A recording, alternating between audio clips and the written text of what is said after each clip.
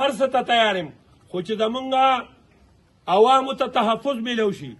بل مې ډي پي او صاحب ته ووی چې دا 400 ډسټرکټ موږ سره خوا په خوا دغه نیر دی، د هغه طرفه راشي د ماجوکي نه خلک راشي، د بل ځای نه راشي، د بل ځای نه دلته خلک ولوټي او بچي داسې غرب د دې ځای نه ځي.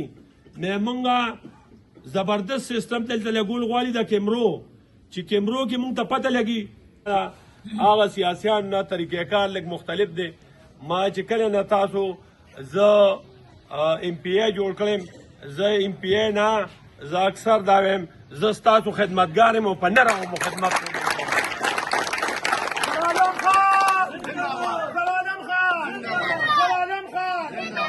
نو ما دا ځان ته یو پلانینګ جوړ کړی دی چې زه هر حجرې ته ورسم، هر بیټک ته ورسم، هر جومات ته لاړ شم، هر گلې ته ځان ورسوم چې تاسو سره ډایرکټ زه میلاو شم، تاسو سره ملاقات وکړم، تاسو سره کښېنم، تاسو ما سره کښېنئ.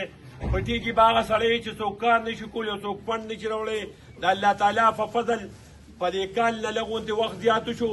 په دې کې ما دونه فنډونه یې خپلې حلقې له راوړه چې په ټوله صوبه کې ریکارډ جوړ شو.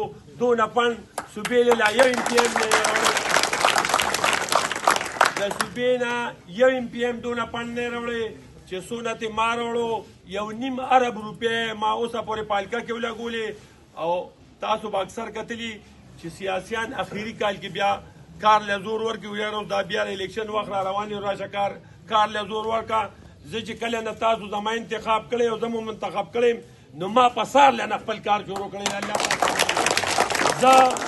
زه په ارام نه یم ناست، نه کور کې ناست یم، نه سیلونو پسې ګرځېدلی یم. زما کار دا دی چې سهار څوک راشي چا له خط ورکړی، چا له ټلیفون کړی چې هغه فارغ کړمه نو بیا وځم، بیا غم خادی کوم، بیا د ټولو د دفترو کې منډې وام چې زه څه ناڅه د خپل قوم لرم. نو الله تعالی په فضل ډېر غټ تعداد کې کار روان دی.